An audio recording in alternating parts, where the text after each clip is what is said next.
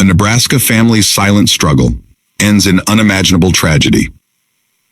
In the quiet community surrounding Johnson Lake, Nebraska, an unimaginable tragedy has left hearts broken and a town in mourning.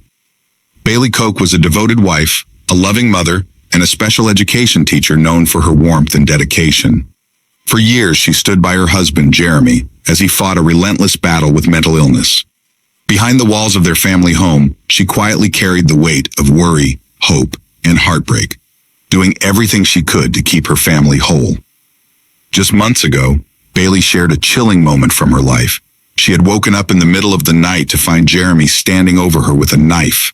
In a moment of courage and calm, she persuaded him to seek professional help. He agreed and checked himself into a mental health facility. Bailey held on to hope that this would be the turning point. She never gave up on him. As Jeremy's condition worsened, she turned to the kindness of strangers, launching a GoFundMe campaign in a desperate plea to fund further treatment. "Mental illness is taking my husband from me," she wrote.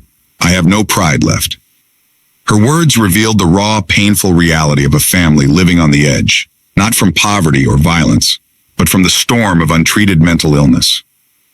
Bailey explained how Jeremy had suffered for years, surviving multiple suicide attempts. He had been diagnosed back in 2009, and his struggle only grew heavier with time. Despite undergoing electroconvulsive therapy and other treatments, nothing seemed to work.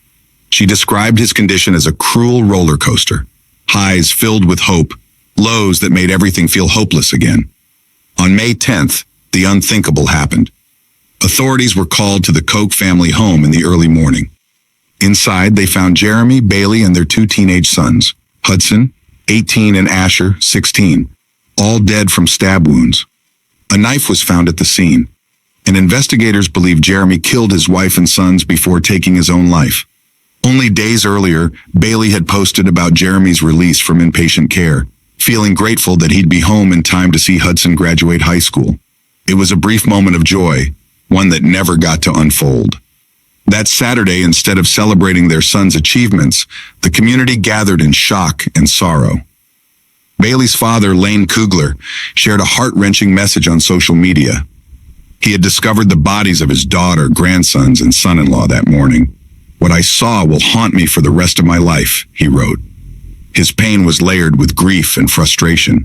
Jeremy had been fighting mental illness for many, many years. His depression had turned into psychosis.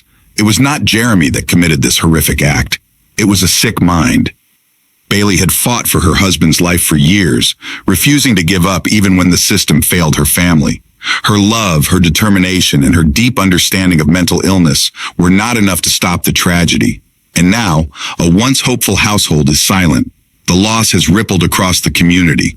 Holdridge Public Schools, where Bailey taught, expressed their sorrow in a heartfelt statement. Kozad Community Schools, where Hudson and Asher attended, held a graduation ceremony marked by grief. During the ceremony, Superintendent Dr. Dan Endorf addressed the elephant in the room, the aching absence of one of their own.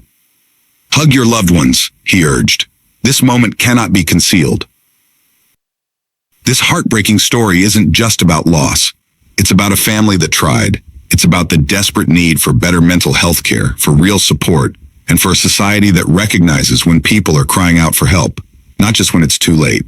If you or someone you know is struggling with suicidal thoughts or domestic violence, please reach out. Help is available. You are not alone. For full video, click related link below or like and subscribe this channel.